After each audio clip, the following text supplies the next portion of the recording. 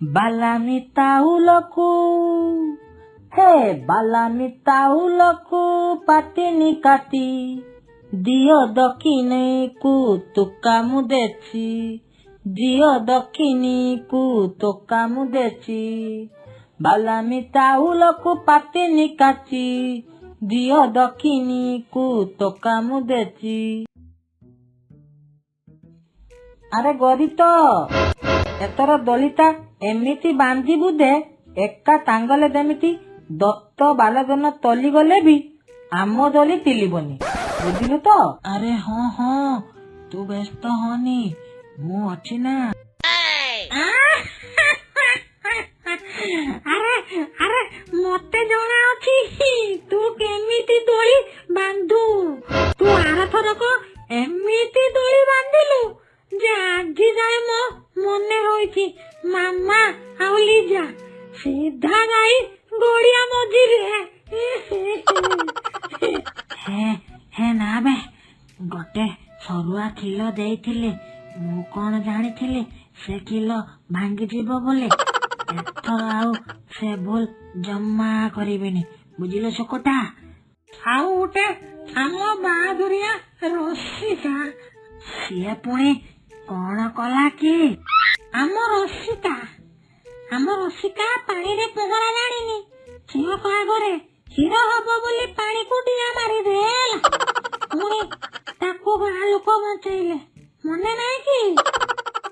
ଆଲେ ନାଲେ hill ହବା କଥା ନୁହଁ, ମୋ ମୁଣ୍ଡ କିଛି କାମ କଲାନି। ଆ ଲିଦା ପାନିଲେ ବୁଲି ଯାଉଥିଲା ପଲା, ଆ ସେଥିପାଇଁ ଆଉ। ଆରେ ଆରେ ତ ପ୍ରେମ ବାୟାଟା ବାୟା।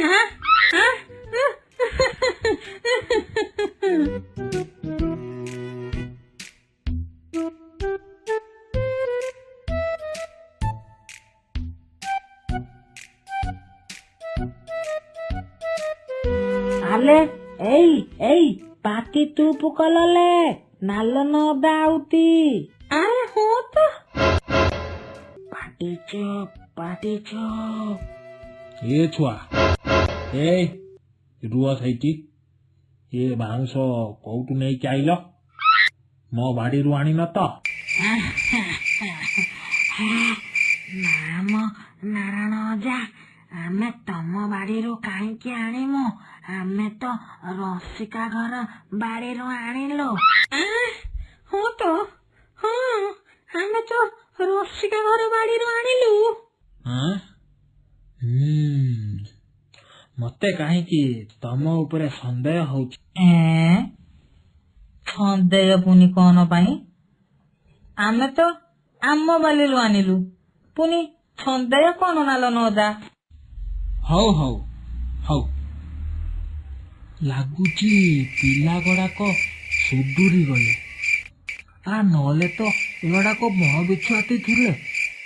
ନାରାୟଣ ଅଜା କଣ ଭାବୁଛ?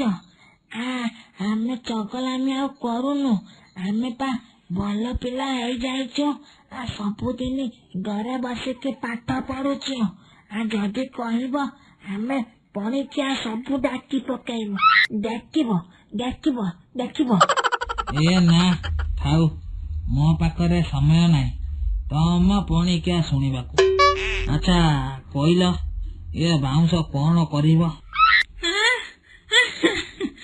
ତମେ କେତେ ବଡ କଥା ପଚାରିଦେଲ ନାରାୟଣ ଅଜା। କାଲି ବା ରଜ, ଦୋଳି ବନ୍ଧା ଯିବ, ପିଠା ପଣା ଖିଆ ଯିବ। ଇରେ ହଁ ତ, କାଲି ତ ରଜ। ହଁ ଠିକ କଥା। ହଉ ତମେ ମାନେ ଯାଅ। ହଉ ଆମେ ଯାଉଛୁ ନାଲନ ଅଜା।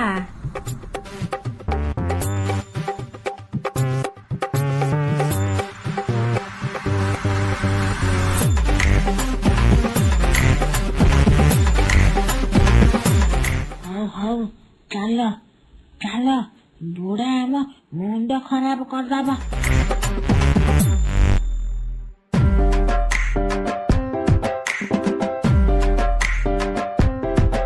ମତେ କାହିଁକି ଏ ତିନି ଜଣଙ୍କ ଉପରେ ସନ୍ଦେହ ହଉଛି। ଇଏ ଏତେ ଭଲ କେବେଠୁ ହେଲେ? ଇଏ ଶଳା ଗୁଡାକ ମୋରି ବାଡିରୁ ଚୋରି କରୁଥିବେ।